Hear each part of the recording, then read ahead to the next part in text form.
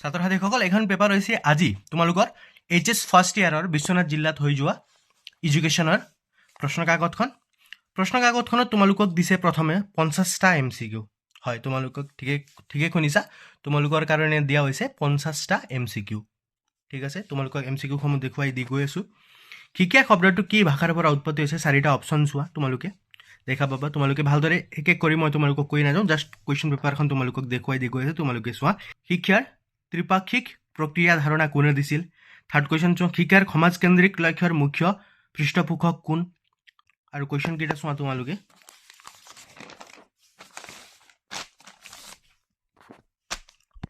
education শব্দটোৰ অৰ্থ কি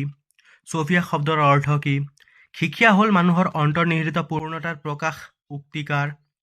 মানৱ বিকাশৰ স্তৰ কেইটা দেহৰ আকৃতি ওজন উচ্চতা আদিৰ বৃদ্ধি হোৱা কি বুলি কোৱা হয় শৈশৱকালৰ বয়সৰ সময়সীমা কিমান চাৰিটা অপচন দিয়া গৈছে সকলোৰে তোমালোকে কুৱেশ্যন কেইটা এফালৰ পৰা চাই যোৱা কৌতূহল প্ৰৱণতা কোনটো কালৰ বৈশিষ্ট্য সৰ্বপ্ৰাণবাদিতা কালৰ কোনটো কালৰ বৈশিষ্ট্য মানৱ বিকাশৰ অন্তিম স্তৰটো কি বা সমকামিতা মানে কি ধুনীয়া প্ৰশ্নবোৰ তোমালোকক পাঠৰ ভিতৰৰ পৰা গোটেইকেইটা MCQ হিচাপত তোমালোকক দিয়া গৈছে তোমালোকে চাব পাৰা বীৰ পূজা কোনটো কালৰ বৈশিষ্ট্য গোটেইকেইটা কুৱেশ্যন তোমালোকক MCQ সমূহ তোমালোকক দিয়া গৈছে তোমালোকে চাব পাৰা গোটেইকেইটা MCQ এফালৰ পৰা চোৱা আৰু তোমালোকৰ নিজৰ পৰীক্ষাৰ কাৰণে তোমালোকে ভালদৰে প্ৰস্তুতি চলাব পাৰিবা যদি এতিয়ালৈকে তোমালোকৰ দৃষ্টিসমূহত হোৱা নাই এক্সামটো ঠিক আছে তোমালোকে চোৱা কুৱেশ্যনবিলাক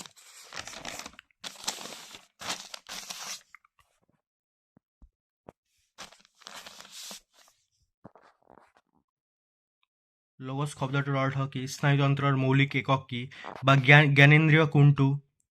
তোমালোকক সোধা হৈছে কুৱেশ্যন কেইটা চোৱা গোটেইকেইটা তোমালোকে যদি প'জ কৰি পেলাই তোমালোকে গোটেইকেইটা MCQ সমূহ তোমালোকে চাব পাৰা আৰু নিজে সলভ কৰি ল'বা কিয়নো তোমালোকে যদি নিজে সলভ কৰা তেন্তে তোমালোকৰ কাৰণে এজ এ প্ৰেক্টিচ হিচাপে তোমালোকে ল'ব পাৰা গোটেইকেইটা তোমালোকে সলভ কৰি ল'বা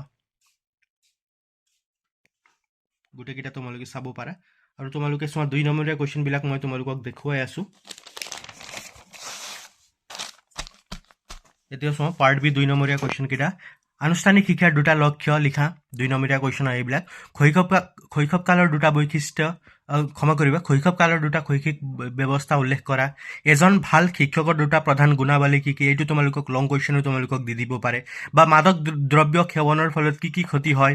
কৈশোৰকালৰ দুটা সমস্যা তোমালোকৰ লং কুৱেশ্যনো হৈ যাব পাৰে খং প্ৰত্যয়ন বুলিলে কি বুজা সৰ্বশিক্ষা অভিযানৰ চাৰিটা বৈশিষ্ট্য তোমালোকক 4 নম্বৰৰ কাৰণে আহিছে পাশ্যতাৰ সংঘাতৰ কাৰণবোৰ কি কি NCERTৰ চাৰিটা প্ৰধান কাৰ্য গুৰুত্বপূৰ্ণ প্ৰশ্ন হয় তোমালোকে চাব পাৰা 1854 চনৰ উডৰ ঘোষণাপত্ৰৰ চাৰিটা পৰামৰ্শ তোমালোকে চাব পাৰা বিদ্যালয় প্ৰতিষ্ঠান কি বিদ্যালয় প্ৰতিষ্ঠানৰ মানৱ সম্পদৰ বিষয়ে দুটুকা লিখা এইটো গুৰুত্বপূৰ্ণ প্ৰশ্ন হ'ব তোমালোকে চাব পাৰা শিক্ষা বুলিলে কি বুজা শিক্ষাৰ ঠেক আৰু বহল অৰ্থ চমুকৈ বৰ্ণনা কৰা বা তোমালোকে অথবাটো চাব পাৰা এইটো কৈশোৰকাল কোনটো কৈশোৰকালৰ প্ৰয়োজন বা চাহিদাসমূহৰ বিষয়ে আলোচনা কৰা গুৰুত্বপূৰ্ণ প্ৰশ্ন কেইটামান দিয়া গৈছে তোমালোকক ইণ্টাৰনেট মানে কি ইণ্টাৰনেটৰ ছাত্ৰ ছাত্ৰীৰ কেৰিয়াৰ গঠনত কেনেদৰে সহায় কৰিব পাৰে আলোচনা কৰা পাঠ্যক্ৰম কি পাঠ্যক্ৰমৰ প্ৰকাৰবোৰ আলোচনা কৰা শিক্ষা মনোবিজ্ঞান কাক বোলে শিক্ষা আৰু মনোবিজ্ঞানৰ মাজত সম্বন্ধ আলোচনা কৰা গুৰুত্বপূৰ্ণ প্ৰশ্ন হ'ব আৰু লাষ্টৰটো প্ৰশ্ন হৈছে তোমালোকৰ প্ৰবৃত্তি কাক বোলে প্ৰবৃত্তিৰ পৰিশোধনৰ 5টা উপায় আলোচনা কৰা এইটো আছিল তোমালোকৰ আজি বিশ্বনাথ জিলাত হৈ যোৱা তোমালোকৰ এডুকেশ্যনৰ HS প্ৰথম বাৰ্ষিকৰ এনুৱেল পৰীক্ষাৰ প্ৰশ্ন কাকতখন